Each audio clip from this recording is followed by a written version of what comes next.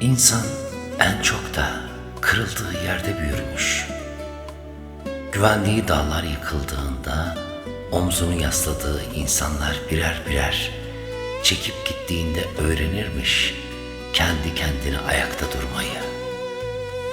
Ve bir gün gelir eskiden ağladığı şeylere sadece sessizce bakıp geçer.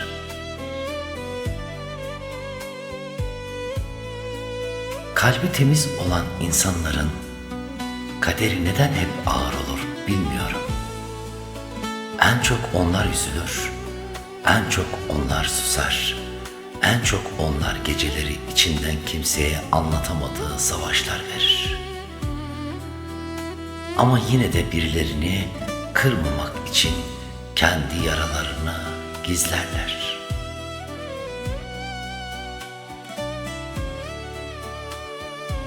Ben kimseye yük olmadım ama içimde taşıdığım yükler beni yıllarca yordu. Herkese iyi gelmeye çalışırken kendi yaralarımı unuttum. Şimdi dönüp bakıyorum da insan en çok kendini ihmal edince kayboluyormuş.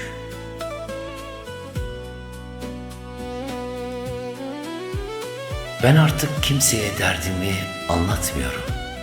Çünkü herkes yarama bakıyor ama kimse acımı hissetmiyor. Kalbim çok şey taşıdı ama en ağır geleni değer verdiğim insanların değişmesiydi. İnsan bazen ölmek istemez. Sadece bu kadar yorulmuş olmaktan kurtulmak ister. Bir kırgınlık vardır.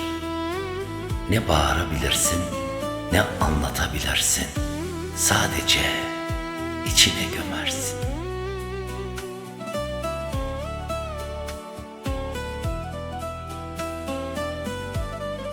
Ruhumdaki düğümler fazlasıyla sıkı. Kimsenin onları çözecek kadar ince tırnakları yok. Bense çoktan vazgeçtim tırnaklarımı uzatmaktan. Ne seni unutmak gibi bir çaba var yüreğimde, ne de aşkımı körükleyen bir rüzgar. Ne seni görmeden durabilecek kadar güçlüyüm, ne de kaybetmeye dayanacak kalbim var. Bir gün gelip soracaksın, beni mi daha çok seviyorsun yoksa Allah'ı mı diye. Ben hiç düşünmeden Allah'ı diyeceğim ve sen küsüp gideceksin.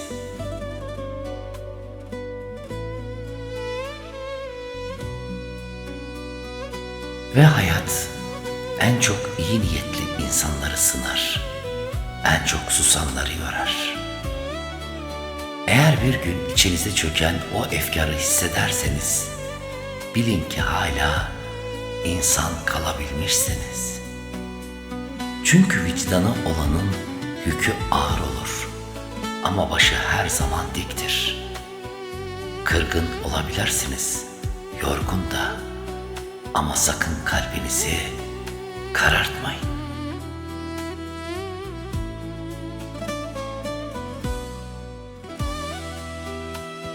Gel birbirimize hayat olalım. Ayrılırsak hayatını kaybetti desinler. Duygular asla eceliyle ölmez. Mutlaka bir katili vardır. Şiirler yarım kalsa da olur. Sen gel beni tamamla, olmaz mı? Aşk, ebedi olan sevgiden gayrı her şeyi yakmaktır. Öyle sevdim ki seni, kime anlattıysam yerinde olmak istedi.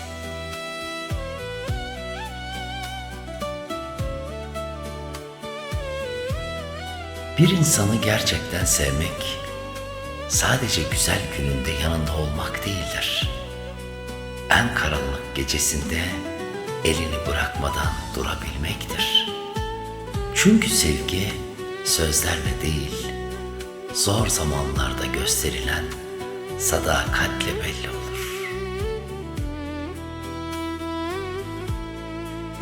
İnsan bazen sadece nasılsın denmesini ister. Gerçekten hissedilerek sorulan bir cümle belki de günlerdir içinde taşıdığı yükü hafifletir. Çünkü bazı yaraları ilaç değil, samimiyet iyileştirir.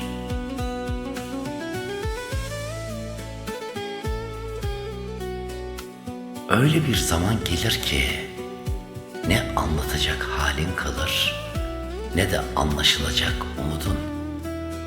Sadece susarsın, çünkü bazı acılar kelime kabul etmez.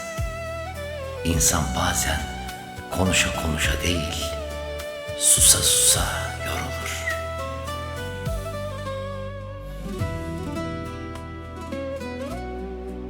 İnsan bazen çok sevdiği halde gider. Çünkü sevgi her zaman kalmaya yetmez. Saygının bittiği yerde, değer görmediğin yerde kalbin de yavaş yavaş yorulur.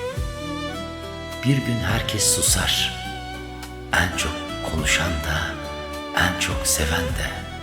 Çünkü insan sürekli kırıldığı yerde artık kendini anlatmaktan vazgeçer.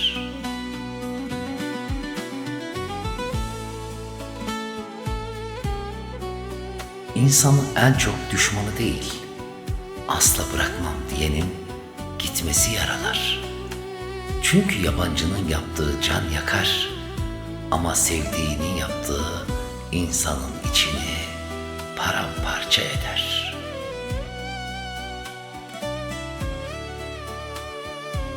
Ben artık herkesi affediyorum.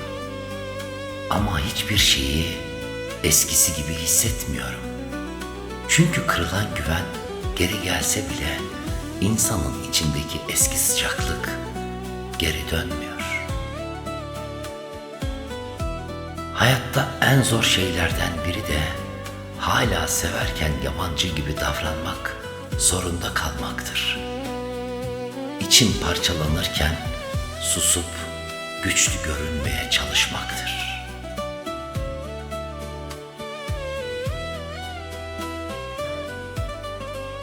Geceyi herkes karanlık sanır. Oysa en karanlık şey insanın içindeki yalnızlıktır. Kalabalığın ortasında bile kendini eksik hissetmek, kimseye anlatamadığın bir boşlukla yaşamak. İşte gerçek yorgunluk budur.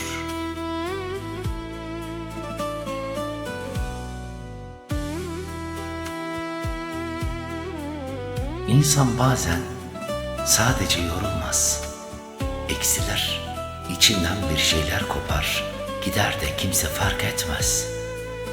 Sonra herkes seni aynı sanır ama sen artık eski sen değilsindir. Bazı insanlar dua gibidir. Geldiğinde hayatın güzelleşir, bazıları ise imtihan. Geldiğinde sabrı, sessizliği ve güçlü kalmayı öğretir.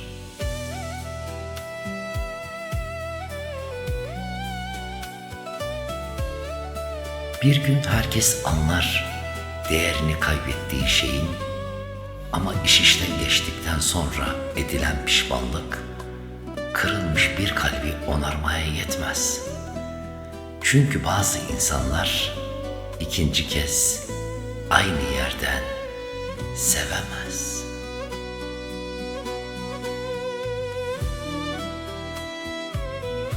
Kalbi güzel olan insanların kaderi ağır olur derler. Çünkü onlar kimseyi kırmamak için kendi içlerinde parçalanmayı seçerler. Bir gün gelir, seni üzen şeyler bile sessizleşir.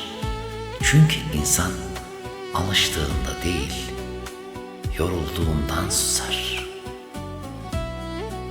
Ve anladım ki insan en çok da ben hep yanındayım diyenlerin yokluğunda yalnız hissediyor kendini.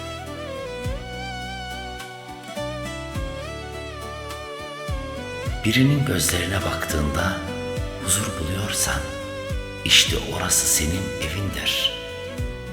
Çünkü dünya ne kadar büyük olursa olsun, insanın gerçek yeri kalbinin sakinleştiği kişidir. Ömür dediğin şey biraz kavuşmak, biraz beklemek, biraz da kaybetmektir. Ama insan en çok sevdiğini kaybettiğinde büyür. Çünkü bazı acılar çocukluğu insanın içinde sessizce alıp götürür. Birine derdini anlatacak kadar güvenmek bile zor artık. Çünkü insanlar dinlemek için değil, susmanı beklemek için yanında. Kalbim herkese yetişmeye çalışırken kendime geç kaldım ben. Öyle kırgınım ki şimdi biri sesini yükseltse içim ürküyor. Herkes gider mi gerçekten? Yoksa insan alışsın diye mi sessizce uzaklaşır?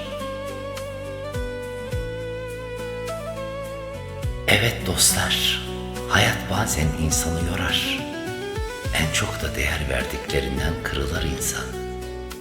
Ama yine de umut etmeyi bırakmamak gerekir. Çünkü her gecenin ardından bir sabah doğar. Kırgınım sana hayat. Ama hala içimde küçücük de olsa bir umut taşıyorum. Belki bir gün sevginin, vefanın ve güzel insanların kazandığı bir dünya olur. Bu videoyu izleyen güzel yürekli herkese teşekkür ederim. Rabbim gönlünüzden huzuru, kalbinizden sevgiyi eksik etmesin. Videomuzu beğenmeyi, paylaşmayı ve kanalıma abone olmayı unutmayın. Bir başka videoda görüşmek üzere. Sevgi ve saygılarımla ben Ömer